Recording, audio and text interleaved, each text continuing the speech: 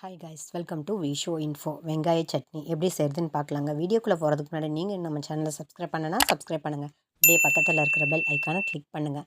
அப்போ தான் நான் போஸ்ட் பண்ணுற வீடியோ எல்லாத்தையும் நீங்கள் உடனே பார்க்கலாம். வீடியோக்குள்ளே போகலாங்க. வெங்காய சட்னி செய்ய போகிறோம். அதுக்கு பச்சை மிளகாய், சின்ன வெங்காயம், பெரிய வெங்காயம், கொத்தமல்லி, கருவேப்பிலை, புளி, உப்பு எடுத்து வச்சுருக்கேன். நீங்கள் முழுக்க சின்ன வெங்காயத்தில் செஞ்சீங்கன்னா இன்னும் சூப்பராக இருக்கும். நான் பாதி சேர்த்துருக்கேன். சின்ன வெங்காயம் பாதி, பெரிய வெங்காயம் பாதி சேர்த்துருக்கேன். இப்போ இது எல்லாத்தையும் மிக்ஸி ஜாருக்கு மாற்றிக்கலாம். இதையெல்லாம் மிக்ஸி ஜாருக்கு மாற்றியாச்சு. தண்ணி ஊற்ற வேணாம், வெங்காயத்தில் தண்ணி இருக்கும், அதில் நம்ம அரைச்சாலே போதும். இப்போ அந்த மாதிரி அரைச்சிட்டு காமிக்கிறேன். பாருங்கள், இந்த மாதிரி நல்லா கோர்ஸாக அரைச்சாச்சு. ரொம்ப ஸ்மூத்தாக அரைக்கணும்னு அவசியம் இல்லை உங்களுக்கு எப்படி பிடிக்குமோ அந்த மாதிரி அரைச்சிக்கலாம். இதை அரைச்சதை ஒரு பவுலுக்கு மாற்றிக்கலாம். வெங்காய சட்னி அரைச்சி ரெடியாக இருக்குங்க. இப்போ இதுக்கு ஒரு தாளிப்பு சேர்த்துடலாம். ஒரு பேனை ஹீட் பண்ணி வச்சுருக்கேன். இப்போ இதில் ஒரு டேபிள் ஸ்பூன் ஆயில் சேர்த்துக்கலாம். நம்ம சட்னி எந்த அளவுக்கு வச்சுருக்கோமோ அதுக்கு தகுந்த மாதிரி ஆயில் சேர்த்துக்கலாம். இப்போ நம்ம சேர்த்த ஆயில் ஹீட் ஆகட்டும்.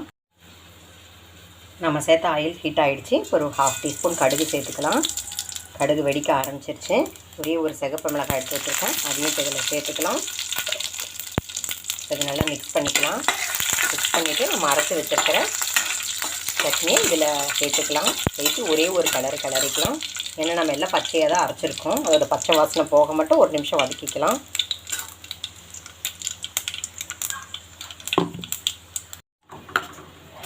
பாருங்கள், இதை நல்லா மிக்ஸ் பண்ணிக்கலாம்.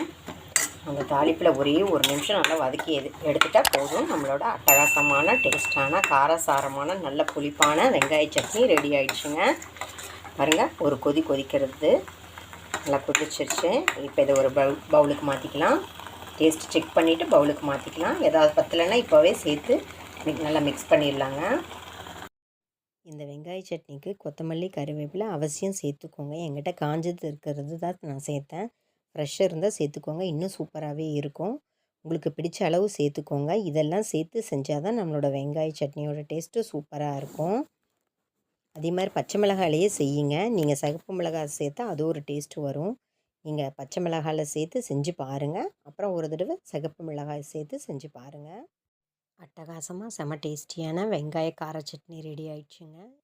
இந்த கார சட்னி நல்லா புளிப்பாக, காரமாக, உப்பு எல்லாம் நல்லா உரப்பாக இருக்குங்க. இது ஒயிட் ரைஸ், சூடான ஒயிட் ரைஸ் கூட மிக்ஸ் பண்ணி சாப்பிட நல்லாயிருக்கும்.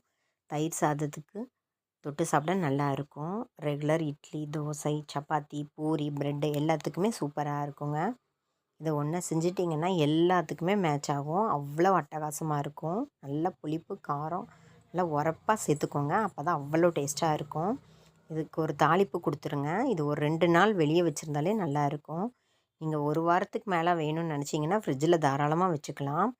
உப்பு காரம் கரெக்டாக போட்டோம்னா கண்டிப்பாக கெடவே கெடாதுங்க. அவ்வளோ டேஸ்ட்டாக இருக்குங்க.